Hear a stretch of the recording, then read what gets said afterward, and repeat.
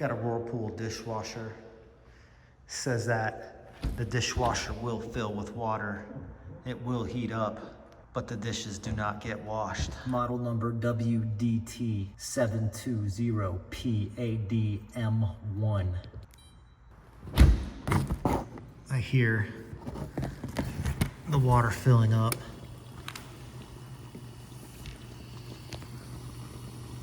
The drain pump did turn on when I first started this as well. I need to pull this dishwasher out, and this is top mounted. 2 screws across this beam.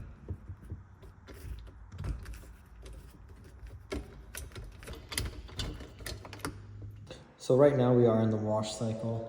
The water should be splashing around, but it is not. These legs are not gonna hurt this vinyl flooring. You do it nice and gentle.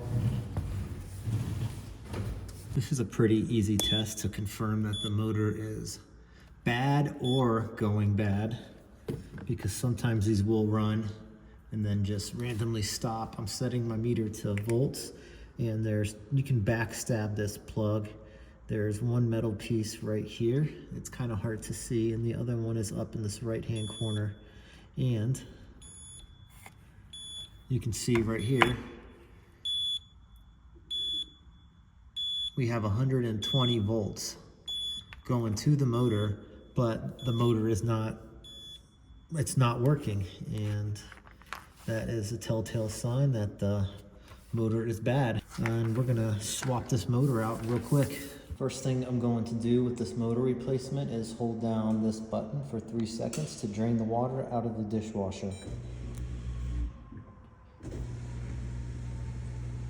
I've got my replacement motor right here. I'm gonna get a little bit of water on this rag,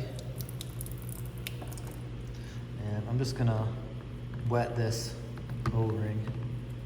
If you try and order this part from Marcone, I don't know if other appliance stores do this, but it's gonna tell you that you need 2 other parts.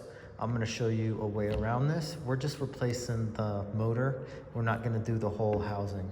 This has drained mostly. There's gonna be a little bit of water left in that filter trap, so just be aware of that, because we are gonna tip this over. Before I do that, I'm gonna remove the power from the dishwasher. This one is corded, but yours may not be. You may have to flip the circuit breaker. Verifying that there is indeed no power. I have my rollout right here, which is gonna work as a great stopper when I tip this over. I don't wanna tip it over all the way, as this could cause water that is sitting in that filter housing to fall out and go onto the floor, even though it won't be that much. We need to get this plug out.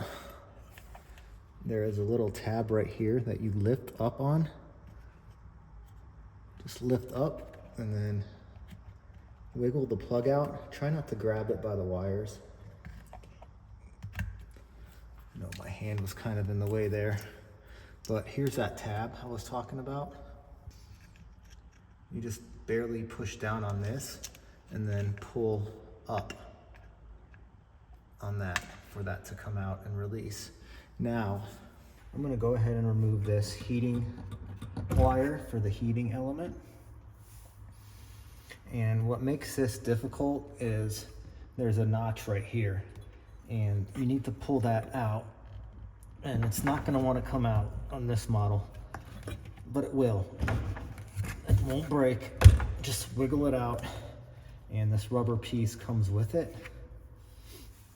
Now, once your pump is loose, just grab this casing right here, and there's no lever you got to press down. You just twist. Now, this isn't the same for all wash pumps. Other wash pumps will have a lever that will need to be pressed down, and there you go. Your motor is now out.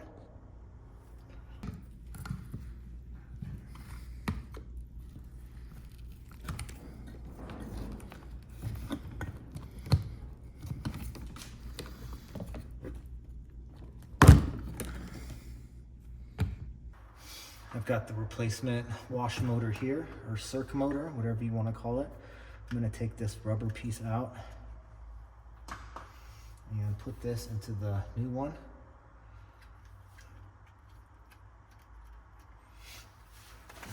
And then these 4 tabs align on the side of these. Make sure that this goes in as straight as possible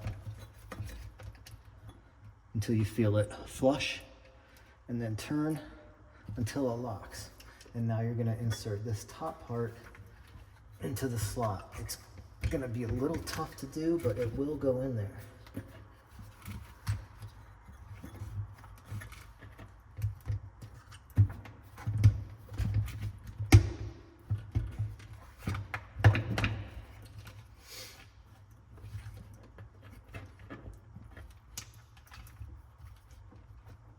Just keep wiggling it in. I mean, I guess it is good to have a spare hose clamp on hand, just in case this does pull off, but I haven't seen them pull off before. That doesn't mean that it can't do it. You can order the recommended parts, and if you don't wind up using them, just send them back. That would be the safe bet. Now I'm just going to insert this plug. This just goes, snaps right in there. You'll hear the snap. And then this holds it in place.